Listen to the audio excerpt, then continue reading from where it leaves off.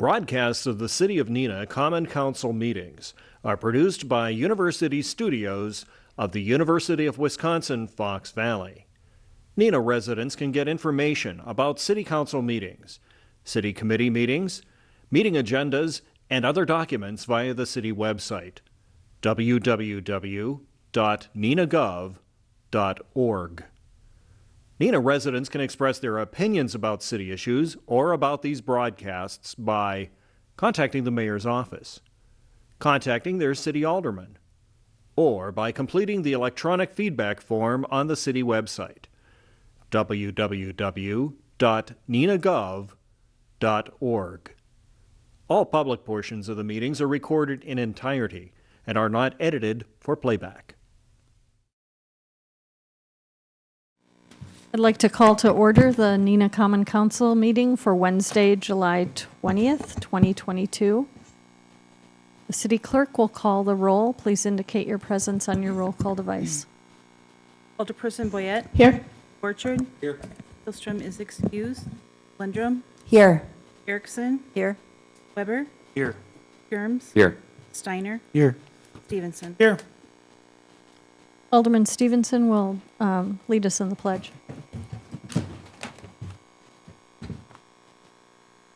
Allegiance to the flag of the United States, to the republic, one nation, indivisible.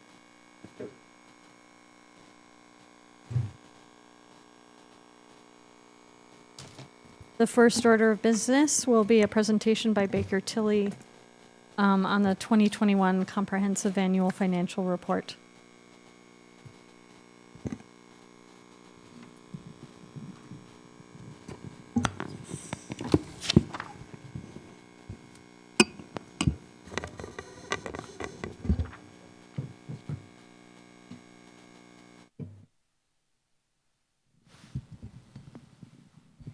Get all my gadgets on here. Can you hear me? Is the mic on?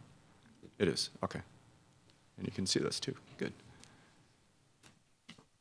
Well, thank you for having me here tonight. I appreciate it. It's nice to see all of you. Some new faces out there, and I know that from the picture taking and just kind of looking around the room as I've presented to the council in past years as well. So my name is John Rader. I'm a director of Baker Tilly, and I'm responsible for the city's audit, especially the focus on the governmental funds, so your general fund, TIF funds, and such. We have another team that we work closely with that audits your utility funds, your 3 utility funds, and Jody Dobson is a partner on that. And I think she either has or is going to be, she has presented to the Water Commission. So as I go through my materials, just like in the past, if you have questions, you can stop and ask me or wait to the end. That's one of the main reasons I'm here.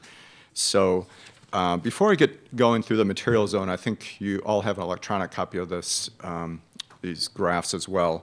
I just want to mention a couple of things. The audit went very well this year. It's gone very well for the last several years. And when I see that, what I'm getting at is that we ask for a lot of documents when we come out and do prelim in the wintertime. And then when we come back in the spring for that week, there's a lot to prepare to get ready for us if anybody's ever gone through that. And the city does an exceptional job of making sure that we've got what we've asked for and questions are asked proactively as we lead up to it. And one of the best indicators of that are how many journal entries do we have during the course of the audit. And we didn't, this is at least the second year I can come to you and say that we didn't have any material entries, which is really remarkable. And just like in the past, I've said to you, that's not just important for the audit, that's important because you know that when it comes to budget time and looking at regular reports that you get from finance, you can rely on those as being accurate. So, and when you think about the number of transactions that flow through here, that really says a lot. So great preparation, and everybody was great to work with. We did just issue finals back on June 24th with about a week to spare. The city, every year submits its financial statements, the annual comprehensive financial report as it's called now, to the Government Finance Officers Association, GFOA, and that's a national organization as well as Canada where you submit your report. There's a thorough review. You get some feedback on how to make improvements each year. And the city this year is going for its 39th year of that award. So once again, very commendable. As far as what we issue, there's 2 different reports. And I saw some of you carrying copies around. There's, of course, the financial statements. And we're not going to walk through those. We'll hit on the graphs. to save some pain in that. But the other is called our audit results or reporting and insights. And this document lays out a number of different things. It talks about what are our responsibilities as Baker Tilly, as your auditors, because quite often there's a misunderstanding. There's a lot of different types of audits. There's forensic audits, there's internal control audits. Well, we're GAAP-based auditors, okay? We're making sure your numbers are prepared according to generally accepted accounting principles and materially correct, all the disclosures, and all the accounting rules. And we're up to 101 now. They just came out about 4 or 5 in the last few months, so it's hard to keep up these days. But those have been adhered to as well. So it talks about our responsibilities it talks about the required communications that goes on for about 4 or 5 pages. If there were disagreements or anything of that nature that happened during the course of the audit, and there's nothing of that nature in there. It also talks about the upcoming GASB's accounting rules that have to be implemented. There were no new ones that had to be implemented this year. But next year, there's a big one, 87 for leases, and that's FASB and GASB is going to require some changes in that financial reporting. And so we've been talking to the city pretty closely about that over the last couple of years and provided them with a tool on how to capture those leases and account for them.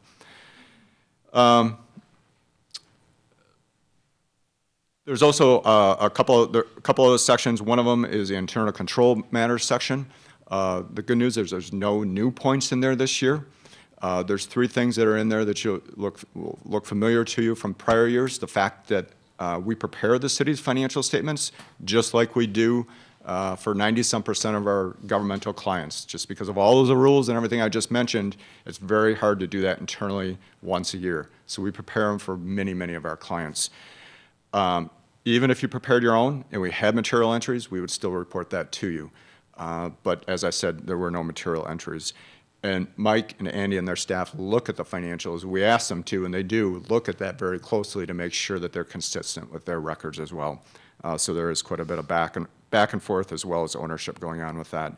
There's some IT recommendations that have been updated in there, and discussion of these are more best practice items now. And there's a court deficit that's been going on for over 10 years, and that went up just a little bit once again this year between Neenah and Menasha.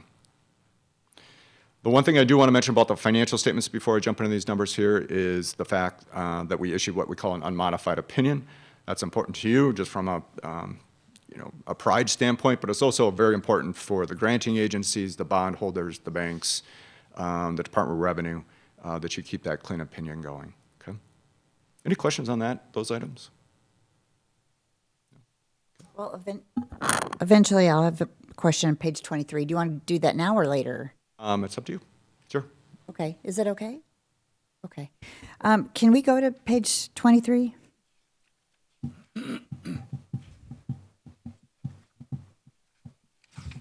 Okay. Yep. Can you explain this page a little bit more to me? I don't think I've seen this before. And maybe just go like 10 words or less on each of the standards updates. For each one of them? Yeah, just really super, super brief. I will do my best. So the leases is the one I just mentioned. Okay. That's going to put leases receivable and payable more on the balance sheet. It's the definition of operating versus capital lease is going away. If you're financing something it's kind of a debt arrangement, or as an owner, that's going to have to go on the balance sheet. Does this have anything to do, Mike, with the lease revenue bonds? No. Okay. Does not. No. Okay. Sorry, I didn't mean to defer to Copiers Mike. and But farmland and equipment, that's the kind of stuff here. And there is actually a written description of that standard on the page right after here. Okay. For that one, or on that same page actually. Conduit debt. I don't believe the city has any conduit debt. This is you act as a third party. Some revenue bonds or industrial revenue bonds or something are issued, and you're not even backing it. It gets them a more favorable rate if it gets approved by the governing body. We do see it. They're not real common, but we do see them once in a while. So, John, would that be something, for example, City of Appleton's on a grant shoot because of the relationship they have to have issued the revenue bonds for the exhibition center and the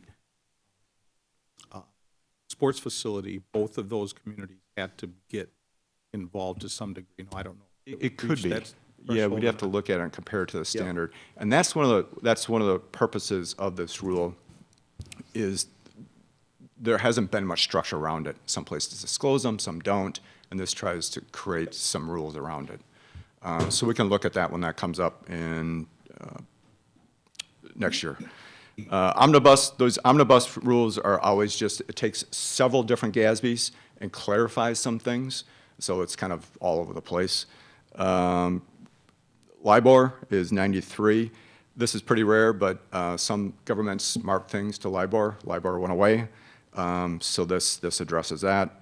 The public-private and public partnership, 94. We're seeing more and more of this, especially in large governments, where the government will build something and then hire a private contractor to run it. The classic example is a bridge, okay, or a turnpike around a city. The county may own it, the city may own it, but they lease it out, and there's a revenue arrangement with that on how to capture that. Subscription-based information technology arrangements. If something isn't captured by the lease standard, this one needs to be looked at, and these are fairly common. There's a lot of these out there, kind of cloud-based agreements, and this will capture this and account for them very similar to the lease standard. And 97 is, again, just kind of a cleanup of a variety of items, 457 plans and component units and how to report those. Okay, thank you. Okay, yep. Any other questions on this? Well, maybe I just had a couple questions on the full financials, but I could let you get through this. Okay, I'll go through the numbers, and if there are numbers or questions on the specific numbers, I can jump on those afterwards here. So, page 1 of the graphs. Let's talk about the general fund, and this is the metric that we point out to you every year. It takes a look at your fund balance of your general fund at the end of the year, and you can have up to 5 different categories of fund balance for governmental funds. And the city has these 3. So I'm going to start at the bottom. Very small amount in prepaids, $12,000. The green bars are the, you can barely see that down there, so small, are the 2021 numbers, and the black are 2020. Nothing in restricted, and those are external restrictions like granting agencies and such.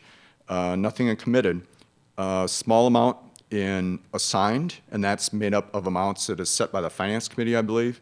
Library has about 37,000 in there. Carry forwards are 107 that you specified shortly after year end. And then the amount that you're applying to this year's budget, 2022, is 125,000. Okay, so that's the total of 269. Everything that's left goes into that unassigned amount of 5,060,000. All these numbers here are very consistent between the 2 years, and I could repeat myself for the last several years. The city does a very nice job of maintaining stability in its general fund, and I know that's a big focus here. So at the end of the year, you can see the actual, this is a very high-level income statement, of having a loss of 51,000. But when you compare that to 25 million, you essentially broke even. And I believe there was some budgeting for use of that fund balance, okay? Revenues, the 25.7 that I mentioned compared to 25.9 budgeted. So we're under a little bit, 184,000 compared to budget, but expenditures were under as well by 385,000. There's nothing that really stood out on each one of these different categories. Other than revenues, investment income was under by about $187,000, which is common, what we've been seeing for the last year in the market. And then expenditures, the 3 that I noted were police were under by about $319,000 in total. I should say 2 that I noted, and community development was under by 138,000. Okay, there's obviously there are many other departments that were over or under. Nice job, Chris. You're welcome. Some are over, some are under, but the details of that are in the back of the financial statements in the budget to actual schedule. Okay. Okay, so what does that mean? So if we take that assigned and unassigned, and we plot that out here, and we compare that to the expenditures, again, in the general fund, that gives you a percentage of just over 20% at the end of the year. That's that green line, okay? And so pretty consistent, again, over the last 5 years. That bottom line, Government Finance Officers Association, GFOA, recommends maintaining a minimum of 2 months. That's for liquidity purposes, right? So that's at 17%. Other places that we audit, our firm audits throughout the state of Wisconsin, you can see of similar size by population are those blue dots. Okay, so hovering around 40%. Okay.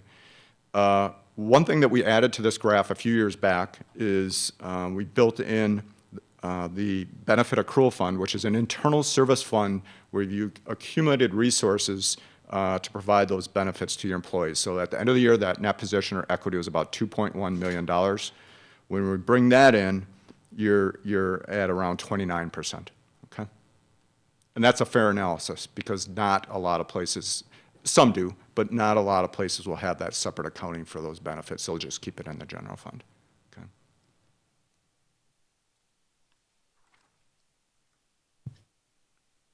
All right, then we're going to shift gears and we're going to talk about debt. So in the state of Wisconsin, as we know, we're limited to 5% of the equalized value as far as the debt capacity goes. And that's plotted out in that black line there. You can see it's 127 million, so it went up about 4.4% from the previous year. If you compare the GO debt that's outstanding in both your governmental funds, and that includes TIF, as well as your utility funds, you can see where that is. And the city in the last year, that's that green line. The city in the last year issued 11.7 million and paid down 7.2, so a net increase of about $4 million, 4.4. Of that outstanding debt, though, of that 59 million, you can see from that table down below that 11 of it is in the utility funds.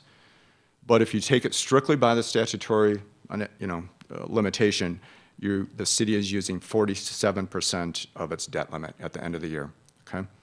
That was 45% last year, 44% 2 years ago. So again, not much fluctuation, as you can see from all this data. Below the graph, you can see the table that's laid out. Utilities also have about 13.3 million revenue bonds. And then we added the CDA lease revenue bonds in here, even though they're not GO. They are being paid by TIF 8, okay? They don't factor into that debt limit, but when I add this in as debt and I back out utility, that gives you a different percentage of 50% of where you would be with your debt capacity at the end of the year if you're just looking at tax-backed debt. I have a question on that. Why would you back out the utility when you added it all together? Yeah, so by statute, the statutes don't care where you issued it. If it's GO debt, that's what they're interested in. When you issue GO debt, it's at a lower rate because it is backed by the taxing authority. However, it's being paid by the user charges in those utility funds. The utility is, Yeah. okay. So taxes are not paying for that Yep, debt. that makes sense. Yep. Okay.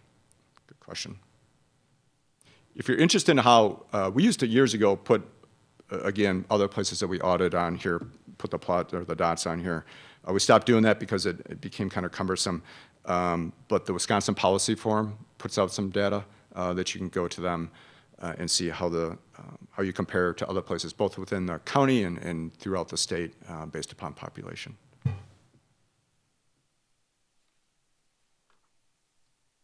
Page 4 is still looking at debt, but this time debt service. So how much does the city pay in principal and interest compared to the rest of its non-capital expenditures?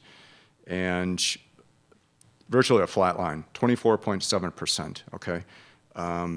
Those black dots are other places that we audit in there, so you're pretty much in line with other places that we see. There can be a lot of variability on this based upon the amount of debt outstanding in a TIF, the life of the TIF, and methodologies of issuing debt. But the most important thing is how do you manage it internally? And as you can see, it's been very consistent. Good, John, let me remind everyone as well, because this is the actual debt service payments per year, correct? It is, yep, Yes. just for governmental funds. And again, to keep in mind and remind everyone that we are currently, for the vast majority of our GO debt, paying that off in 10 years. That is a aggressive schedule. So theoretically, we were paying it off in a longer period of time, our total debt service payment would even be less than what's on. So again, just remember, there's always going to be, those are opportunities the city would have. We don't have to pay it all off in 10 years, but it's something that we've been very disciplined in doing and we've been able to do just to remind everybody, that's seen as a very positive approach by the rating agencies and so on. But to remind everybody, that's something we've done but do not have to. So just to follow up on that, if I could, the debt service, this number on page 4, debt service to non-capital expenditures. I don't understand. Can someone identify to me what's a non-capital debt service expenditure? Yep. So that would be all your expenditures of all your governmental funds minus the capital, because capital is being financed by the debt, and capital fluctuates so much. Not non-capital debt service, non-capital expenditure. Yep. It's like you're paying debt over here. The non-capital expenditures have nothing to do with debt. It's basically your general fund and that non-capital general fund spending, treasury revenue spending, and so on. But it's comparing two completely separate numbers, but a ratio that is looked at as one that is kind of pertinent to seeing.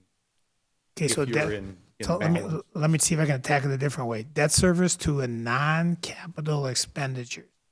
Someone defined to me a non-capital expenditure. What does that mean? Think of it as the city's operating costs for its governmental So funds. non-capital expenditures would be Departmental operating costs. budget? Yes, for the most part. Supplies, Okay, departmental so it's the salaries. It's the operating budget which is funded through tax levy, primarily. And grants and everything else that Right, comes into yeah, the city. but Yep. anything non-debt. Yep, Okay. yep. And non-utility. And non-utility. This is just governmental Non-utility. funds. So that's Just- the reason. That's the reason for the non-capital reference. Okay. So it's your principal and interest for governmental funds divided by all your expenditures for governmental funds, backing out the capital. All right. Yep. I think I got it. Thank you. Okay, Don, if I may, please. based on what Director Easker just said, I'm confused a bit by the top of page 3. The city does not currently have a debt management policy. We're trying to pay things off in 10 years instead of, that seems like a debt management. Is that a practice, not a policy? I think there's probably an unwritten policy. Is that fair to say, Mike? Yes. My approach has been that the minute you put hard definition to policy, it really ties your hands in the event for whatever reason there would be a reason to deviate from it a little. So we've always had it, kind of like you said, more of a suggested idea where we were always going to stay no lower than 12% of our general fund would be balance would be unreserved as compared to the general fund budget, up to 18%. That was a good level to be at. Things have kind of evolved to now 18%, 17% is more the minimum that you want. And so what we're talking about on that percentage is how much money do you have that's completely free in the general fund as compared to your general fund budget? So, right, so if you have $5 million, that's free. You have a $25 million budget, you have 20% of free money to pay cost in the general fund. That's again another ratio that over the years has been determined as sort of a standard thing that people look at to judge a city and their finances. So that's where we're at. And I will say this, I think this city has also determined when we look at that other page, if we're looking at that on page 2, as John said, there's some communities that are holding 38, 40%. My humble opinion is that's too much. You're holding taxpayer dollars and keeping them for a purpose that, to me, is a little bit sketchy, right? So you don't need to hold that much in the general fund to have solid financial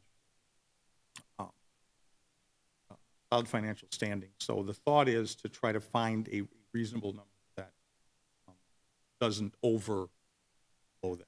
The reason I asked, I interpret this as this is a bad thing and we ought to have that. That this is the auditor is saying you ought to have a policy and we don't. That's the only reason I asked. Yeah. But your explanation of these are practices, I get. And there's no requirement to have a policy. Okay, thank you. Yep. Good questions, appreciate it. Okay, the next 3 pages take a look at each of your utility funds, and we're going to start with water.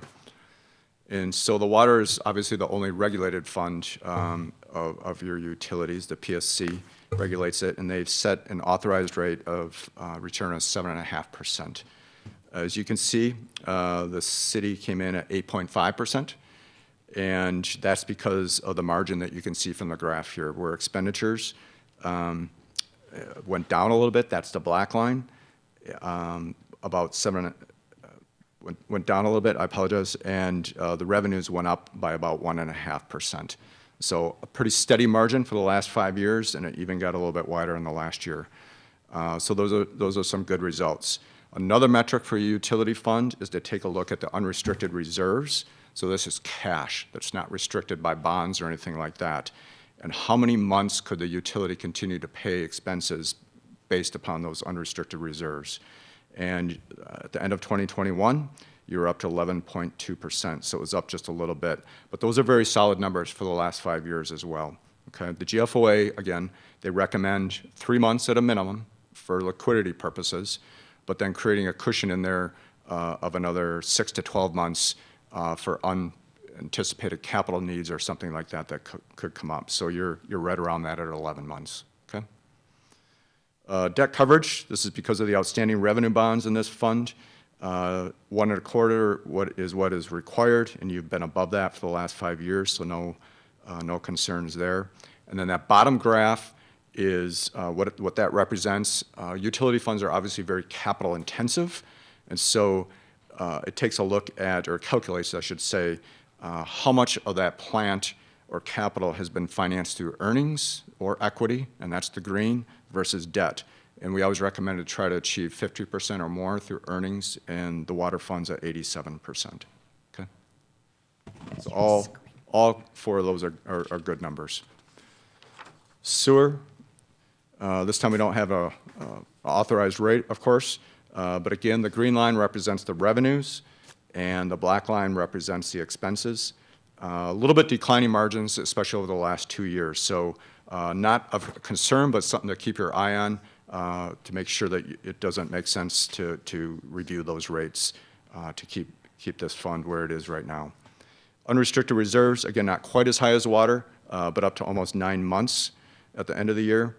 And as far as the investment in capital, that's at 64% because, again, it has a pretty low debt load and a good size of cash reserves. So what this equates to is it gives you a lot of flexibility in this fund if something comes up. If you had low reserves, there was an emergency need or something, you would probably have to go to market or similar to come up with the cash for that. I just have a question. Yep. So in terms of, don't get me wrong, I mean, obviously containing of debt is a good thing. Yeah. But are there opportunities, if you look at water utility as an example with only 13% debt, can you have a lower capital structure in general to take on prudently more debt, just because equity might be more costly in terms of funding your operation? It could be. Mike, do you know an answer to that? I may defer to you. Well, I guess is the question, should we be considering issuing more debt instead of spending reserves? That's the question, Right. basic. Yep. I believe the answer to that is up to the Water Commission, but I think there has been, and Director Mock is here as well. Let me go back, since you asked him, I'm just going to do this. The water utility had a large 31 point something increase in their rates back in, was it 2012 maybe? 2011. The intent there was that that huge increase was meant to not only fund operations, the Water Commission wanted it this way, but also to start stacking money so that they didn't have to, that they could pay for capital out of the rates instead of borrowing. That was a strategic plan by the Water Commission at that time. For a number of reasons, it's worked out well up to this point, but I think we could be reaching a point where the benefits of that are starting to saturate a little bit, and we may be now moving to another season where, unless you wanted another 32% water rate increase, which is not always optimum, probably prefer to go like that instead of big swings. There's nothing wrong with issuing debt from the water utility. I mean, the idea of just being debt-free, just to say you're debt-free, to me, this is the point a little bit. You always want to use all your toolbox, I guess, in my opinion. And if rates are low, and as you said, capital can be financed through low-interest debt as opposed to spending all your cash reserves, then that's probably a good thing to do. But right now, the water utility is very well positioned to go either way. And it's going to be up to Director Mock and the Water Commission in terms of how much capital spending they're actually going to plan to do in the next 3 to 5 years. And if it's probably more than $2 million a year, you may strongly consider it. Thank you. Thank you, Mike. If Jody Dobson was here, she probably could have addressed that a little bit better, being the utility partner, but thank you for addressing that. Okay, and then lastly, the stormwater utility. Very consistent results. Again, the green line representing the revenue, that's practically flat. And expenses, as you can see, not much fluctuation there either. So at the end of the year, this fund had 20 months, almost 21 months of unrestricted reserves. And this is fairly typical of a stormwater utility. Is it establishes the rate, it builds up the reserves, and as some capital needs or some more costly maintenance comes about, those reserves go down a bit, and then it inches its way back up. But very healthy at the end of the year. Debt coverage, it does have about 230,000 of revenue bonds out there, so there are some covenants as far as debt coverage there, but well in compliance. And the investment in capital there is at 76%, with not a lot of debt load. So again, similar to the other two funds, especially sewer. Questions? City also has obviously many, many more funds, in particular governmental funds and the TIF funds. I do know in discussions and kind of looking at where TIF 5 is, that it's positioned when you look at the remaining commitments of that fund over the remaining life, which I think is just another year or 2 years, that it could close out if the council so decides to do that, to dissolve it. There's certain steps that have to be taken care of proactively with the Department of Revenue. It's not just something you can just decide to do one day. So you got to plan ahead for that. There's also an ARPA fund, newly created special revenue fund with I think $2.2 million in it, that there's a planned use of until that second allocation comes in. Everything's on the balance sheet. So none of these numbers we talked about tonight, that's not ARPA. Okay. Any other questions? I said just a couple questions, more on the Please. financial statements, not a ton, just, Yeah. I don't know if you have them in front of you. I don't. I apologize. Okay, I didn't no, bring the financials. maybe you know it by heart. I'll give it a shot. So- Or Andy, do you have? This is on the management discussion analysis area. So on the 20, Roman numeral 22. I just was trying to understand the bottom for debt service, just to better understand mainly the last sentence where it's talking about debt set aside, which now totals 8.3 million. The debt service fund is now being used to fund temporary advances to offset cash deficits in TIF number 6. I just didn't understand what it was. Do you want to address that, Mike? Sure. Okay. There's a history with the city here. Yes. Good question. We'll kind of tell the story in as concise as I can. All the way back to about 2007 or 8 or so, especially when we had the recession back then, our TIF revenue started to wane in comparison to the commitments of TIF expenditures we had with regard to paying off debt. In other words, we had borrowed a lot of money. That was Shattuck Park. That was the first ramp. Chris, what else was going on? A lot of things where the city issued debt for TIF 8. And when the recession hit of 2008, things slowed down a little bit in terms of the revenue projections that we had that were going to match TIF revenue coming in to help pay the debt that was already.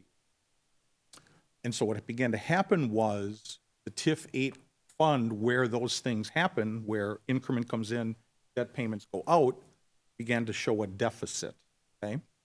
and that started to accumulate 2 to 3 years. And it was getting to the point where it was something we needed to address. And it just so happens, and I'm going to go back to this 10-year maturity debt payment longstanding history that we've had. We came to a situation in about 2011 where we were levying $3.2 million to pay debt service for our general obligation debt. But the next year, it was going to drop by $900,000, okay? But we had structured the debt where there was a tremendous drop-off. And at that point, you go, okay, well, we could theoretically not levy that $900,000 and the taxpayer would pay a little bit less in their levy.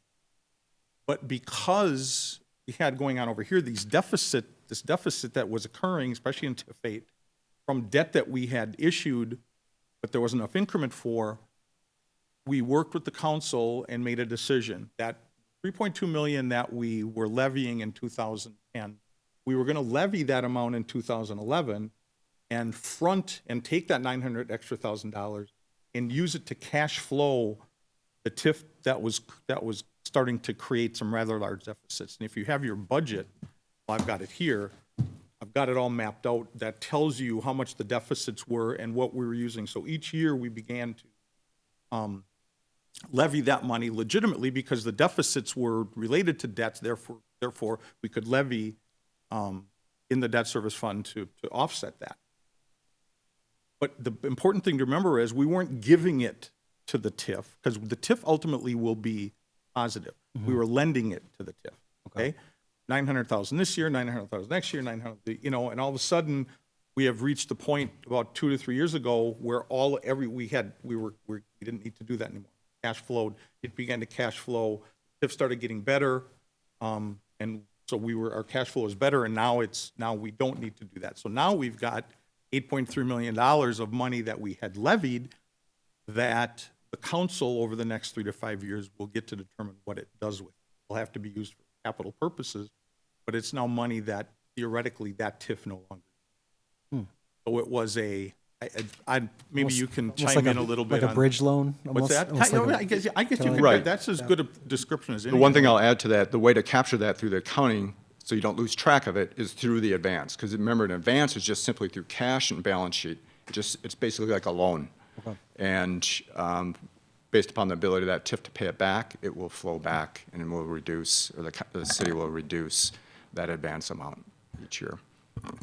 If I could add two things. One, I would be remiss if I didn't mention that there was at least a half a dozen changes at the state level that impacted our TIF revenues in addition to performance.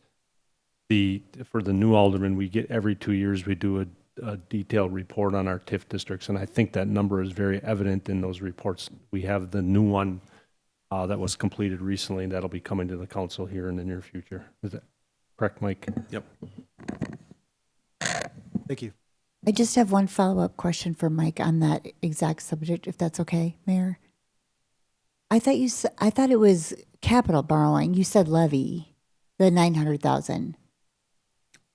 It was Borrowing. It was a levy that we have to levy to pay back capital borrowing. Remember, when you're looking at our budget, our levy, we levy close to $15 million for the city's operating budget, general fund. Mm-hmm. We also levy now what's close to $4 million to pay back debt. Debt service, right. And that paying back debt is you capital borrow And money. that's where then you're gotta pay putting it back, that right. in, okay. And I'll always use this as an opportunity. Remember, the operating levy is subject to levy limit. Mm-hmm. The capital or the debt service levy is not. But you always have to keep in mind, cognizant of the importance of that.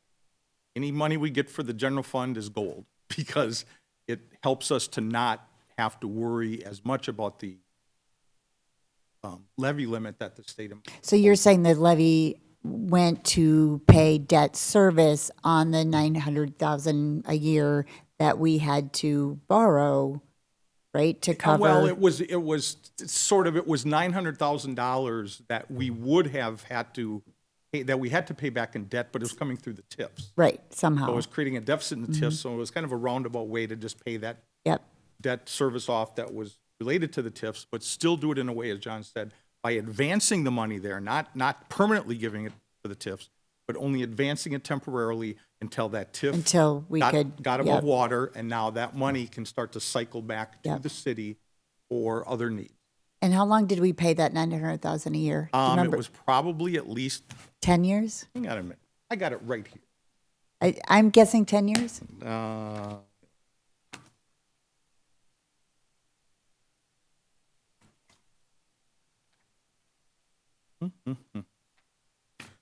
For anyone that wants to, on page 245 of your 22 budget. We started in 2012.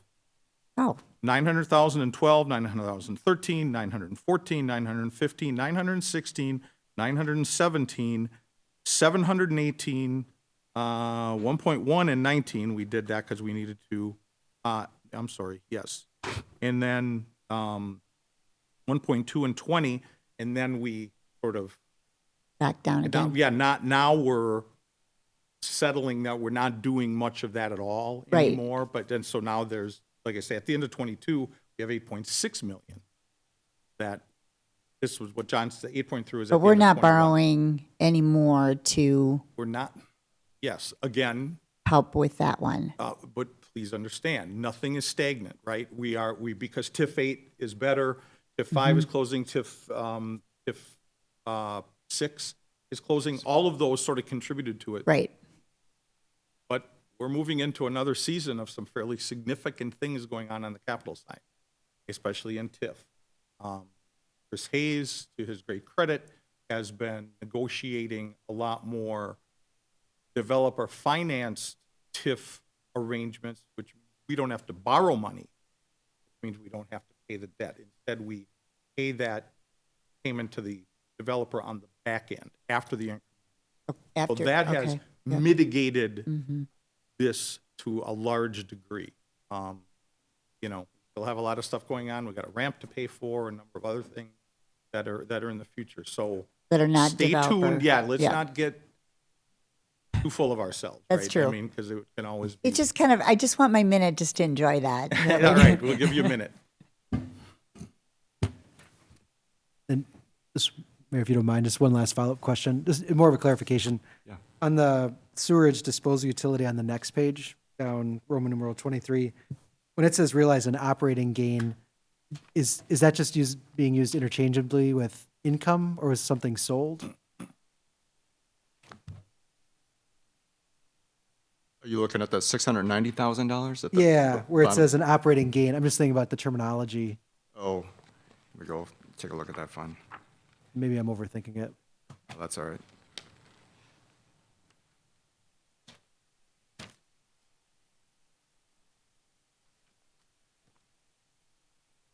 Yeah, it's just a blanket statement. Oh, before transfers and contributions of $690,000, and that's on page 8. So it's after the operating gain, or operating income, I should say, plus and minus the non-operating revenues and expenses. Okay. And then you get, so that's kind of So it is a above the gain. line, and then you have transfers and capital that come in after that. Okay. Yeah, kind of the three different components of that operating statement. Okay. Okay. Thank you. In my mind, that's probably the best representation of that fund, because once you get the transfers and capital contributions and things like that, a lot of that is from outside sources, I guess you could say. Okay. That makes sense. Great questions. I appreciate it. Any others? If not, thank you for having us. We always really enjoy working with the city and spending time here. Came up a little bit early and had dinner tonight downtown. It's great to see everybody out and about. So, again, thank you very much. Thanks, John. Thanks, John. Thank you so much for all of your work on that, and we appreciate it very much. And thank you to the Finance Department for all of your hard work as well. Mayor? Yeah, I think it's appropriate, and we have consistently, in the past, have consistently referred the audit to the Finance Committee for any further discussion, specifically regarding management letters. There were 3 items in the management letter that I'd like to to move to the finance, defer to the finance committee for further discussion, specifically the recommendations regarding information technology controls, management response, and the Neenah Municipal Court. So I'll make a motion to refer the audit and the summary to the finance committee at the chairperson's Second. pleasure. There's a motion and a second.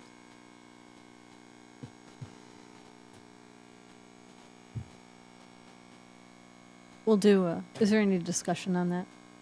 We'll just do a voice vote then. All in favor? Aye. Aye. Aye. Any opposed? That's ordered. Thank you for that. Moving on to item number 3. Is there any objection to unanimous consent for the appointments to the Neenah Arts Council? Seeing none, that is so ordered. Is there a motion? Oh, I'm sorry, there doesn't need to be a motion. Is there any objection to unanimous consent for approval of the council proceedings from July 6, 2022? Seeing none, that is also ordered.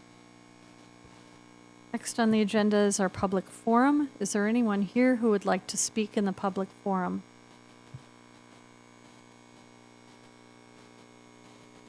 Seeing no one, I will close the public forum. Moving on to reports of standing committees. The regular Public Services and Safety Committee meeting of July 12th. Chairperson Lindrum. Thank you, Mayor. Reporting out from the regular Public Services and Safety Committee meeting of July 12th, 2022. Minutes can be found on the city website. There's only one item to act on tonight. So, item number 1. Committee recommends council approve adding to contract 3-22 the installation of missing sidewalk on the east side of Wild Rose Lane from Frederick Drive to Apple Blossom Drive, the north side of Frederick Drive from Teller Road to Primrose Lane, and the east side of Meadow Lane from Frederick Drive to Apple Blossom Drive based on the discontinuous sidewalk policy, with funding to come from unused dollars in contract 3-22, and I would so move. The motion by Lindrum. Is there a second? Seconded by Alderman Borchert. Is there any discussion on this? Alderman Stevenson. Yeah, I'd like to ask Director Kaiser to just, since the committee made this recommendation, there's, the Public Works Department has been out on site doing some work prior to this, and it's caused some angst with some of the property owners on Frederick. Jerry, at committee, you referenced that some work had. Can you? No, can you confirm the scope of work that the Public Works Department had included in the original scope of work when the contract was let? The contract as bid included the sidewalk gaps on Meadow Lane and Frederick Drive. Meadow Lane and Frederick, which is exactly what you presented to the committee That's on correct. last Tuesday. That's correct. Okay, the committee then broadened that to include Wild Rose, I Wild believe? Rose, Right, yes. okay. Yep.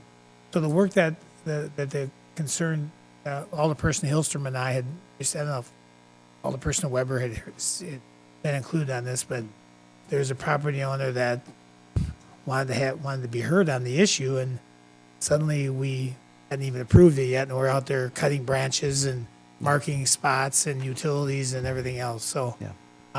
I guess I guess I understand what happened. Our Public Works Department needs to respect the authority and responsibility the council has in approving actions like this. And not only to give the council the opportunity to exercise its full authority, but also, and more importantly, to allow constituents the right to come and speak prior to action being taken. Yes. And that can't be stated too hard. So I just, absolutely understand. that's my scold for the night.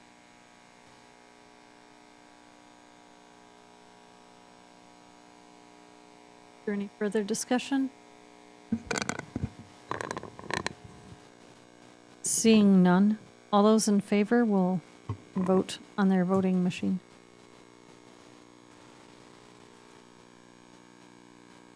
That motion passes. And that's the end of my report. Thank you.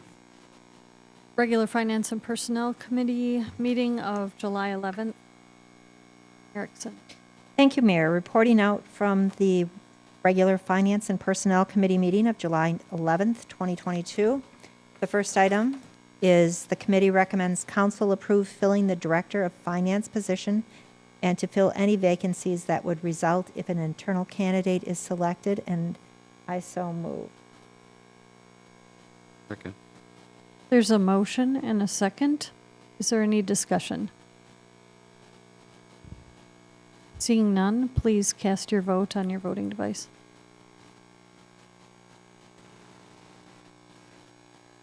That motion passes. The second item is the committee recommends council approve filling the city attorney position to fill any vacancies that would result if an internal candidate is selected, and I so move. Second. There's a motion and a second. Is there any discussion? Seeing none, please cast your vote on your voting device.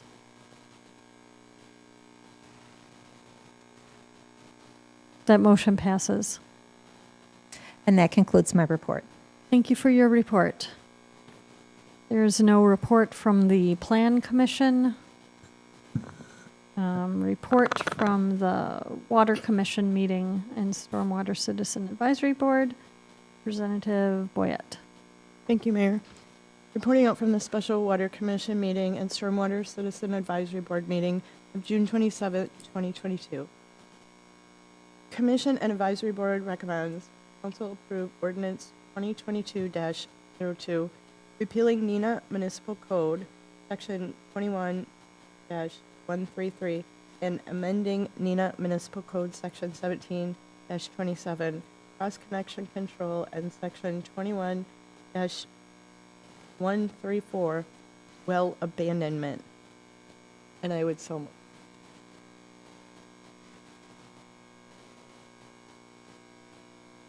I can't. There's a motion. Is there a second? There's a second. Is there any discussion on this? Dr. Mock is here if anyone has any questions or would like some information.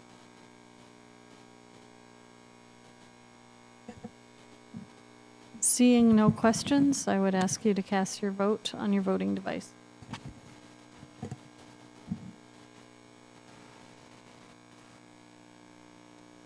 That motion passes. Thank you for your report. Director Hayes, Community Development Authority. Thank you, Mayor. Just very quickly to inform the council, CDA continues to oversee the work on Lawrence Salvage Yard. We have all the structures have been removed on the site. Fencing has been removed, and most of the material has been cleaned up. We've got some work to be done that'll happen again as conditions improve near the fall, but we're continuing to work there, so it looks quite different without the fencing and buildings there. That's all I have. Thank you. Thank you for your report. Alderman Erickson, report from the Library Board. Thank you, Mayor. The Neenah Library Board of Trustees met today at 4 p.m. I am pleased to report that the Youth Summer Reading Challenge to date has 3,030 kids signed up, so it's continually growing. The free lunch program will conclude tomorrow.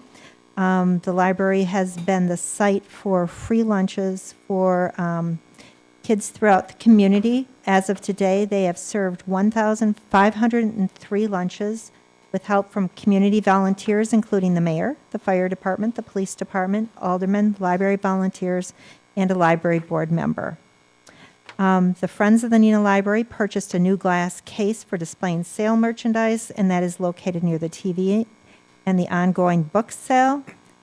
And the other thing I'd like to mention, a lot of people ask about this. The Friends of the Neenah Public Library will be conducting their annual used book sale August 1st through August 11th, Mondays through Thursdays each week. And there's a nice selection of both adult and children's materials, books, movies, and music. and many items are donated and have not been stamped or marked in any way. So donations of books and AV are always accepted and are much appreciated. So for further information on the book sale, please visit the Neenah Public Library website. And if you are cleaning your house and you find that you have some books that you don't need, please feel free to donate them to the library. They are also accepting videos and magazines that are gently used. So that's a good way to get rid of them and have them be very appreciated. Thank you very much, and that concludes my report. Thank you for your report. I also want to add that we had the opportunity to give the governor of the state of Wisconsin a tour of the library this past week. So that was a great chance to showcase our wonderful library. Alderman Erickson, do you have a report from the Neenah Arts Council? Yes, I do. Wait, one.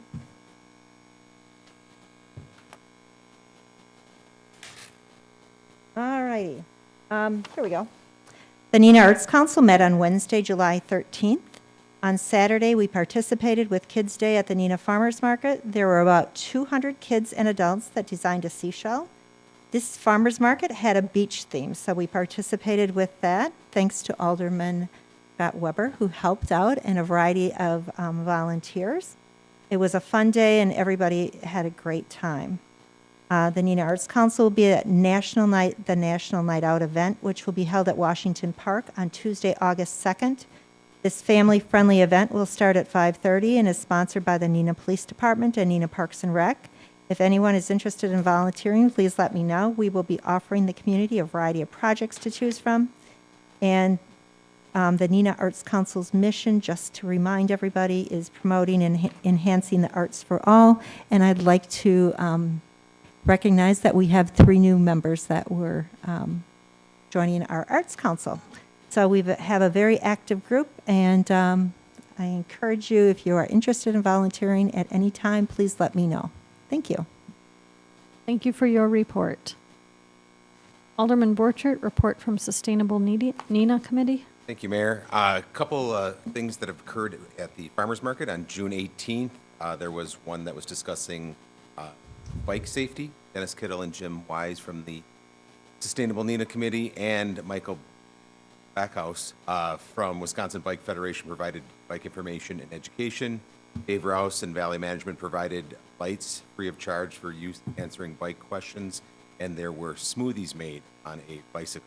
So over 60 bike lights were distributed and slushies for everyone. The farmers market presentation this past Saturday, July 16th, was on the topic of recycling.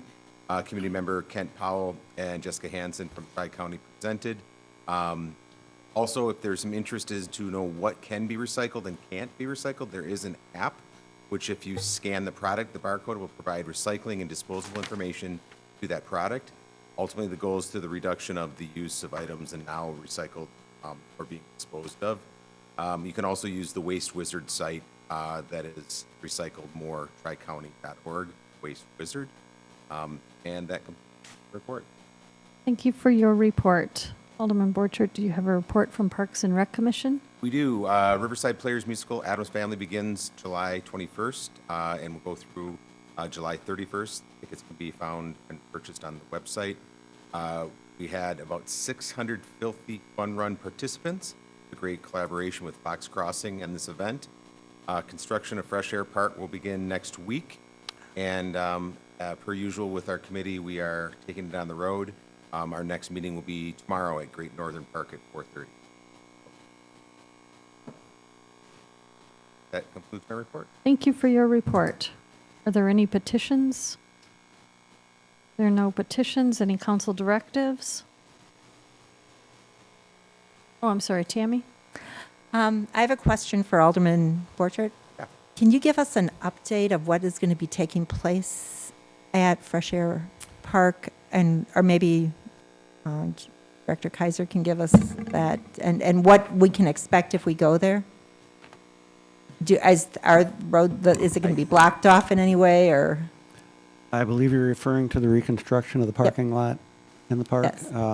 Yeah, the contractor is coming in next week to work on milling the remaining streets out in the Tuller Road, Frederick area, and then when they're done with that, they're going to have the pulverizer in to pulverize the existing roadway and parking lot in Fresh Air Park and basketball court at Southview Park. There will be restricted access to the Fresh Air Park parking lot. After they pulverize it, it's still drivable at that point. But once they start in with excavation out there, then that will be restricted. That won't have access. Is there the beach will remain open, correct? As far as I know, I have not discussed that with Director Kading. Okay. All right, thank you. Are there any other questions on anything that was presented? And no council directives? Any unfinished business? Alderman Skirms. I have two items, Mayor. One, curious if we've heard a response from the church, from the letter sent out. We heard from them initially, but we have heard in a roundabout way that the congregation it will be asked to have an all-congregation meeting after their service on July 31st to consider a vote to either continue negotiations with the city or say no. If they can vote yes to continue negotiations, the assumption is in that they would engage an attorney to work on an actual contract or agreement. So, Okay. if you're a member, vote yes. Or if you know someone that knows someone, have them vote yes. All right, thank you. And my second one, for the city attorney, did the Lakeshore Party appeal to the Supreme Court? They did not, and today the circuit court just published their remitter, which is the acceptance of the Court of Appeal decision. So, Done. well, yeah, For now? nothing's ever done, but On your dang watch. pretty dang close to done. Okay, thank you. Alderman Erickson. I have a question for Director Hayes. Will you or the mayor be able to go to the meeting if they have any questions? I certainly am available and willing to attend if I'm asked. Okay. Right, we have not been. Oh, okay.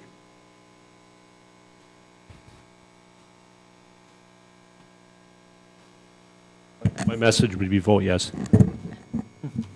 You licensed lobbying identity or?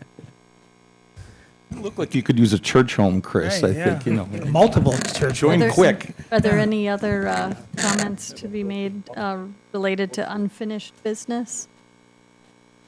If not, I have just one. I had a meeting with Director Weninger today reviewing the security risks that, the phishing scams that we are all getting as part of our training. So I just want to remind you all to be very vigilant in those and make sure you are not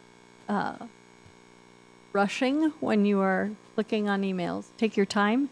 I think that is one of the areas that causes us to fail on those phishing scams is rushing. So strongly encourage you to take your time with looking through your emails and hesitate before clicking on anything. Also, if you have any questions, would like more training or anything like that, just contact Director Weninger. He'd be happy to help you with that. Is there any new business? Mayor, just a quick thing. As a reminder, CIP workshop, 6 o'clock, Monday night. The agenda will come out tomorrow, I believe, and you'll see the format and so on. We are, and I always give Alderman Hillstrom credit for this. A number of years ago, he said we should go to a 3-ring binder in the event that we find something that, after the fact, we'd like to give you a replacement page or pages for. And because we kind of had to get it out the door rather quickly, we did find a couple of formatting errors and something in table of contents. And thirdly, somehow we'd never printed the mayor's comments, streets portion of the CIP. Oops, sorry. But, so we're gonna get you some new sheets. My question always is, because they're paper, can I still put them in your boxes and have you come and get them? If we get them by the end of tomorrow or noon on Friday, that's what we'll do. We'll put them in your boxes, and if you can get them, please. It'll give us a reason to use our key. If you can remember where your key Yeah, is. where our key is and how to use it. Any other new business? And thank you for reminding me of that. If not, is there I'll a move to adjourn. Second. motion and a second? All in favor? Aye. We're adjourned. Broadcasts of the City of Neenah Common Council meetings are produced by University Studios of the University of Wisconsin-Fox Valley. Neenah residents can get information about City Council meetings, City Committee meetings, meeting agendas, and other documents via the City website, www.neenahgov.org. Neenah residents can express their opinions about city issues or about these broadcasts by contacting the mayor's office, contacting their city alderman, or by completing the electronic feedback form on the city website, www.neenahgov.org. All public portions of the meetings are recorded in entirety and are not edited for playback.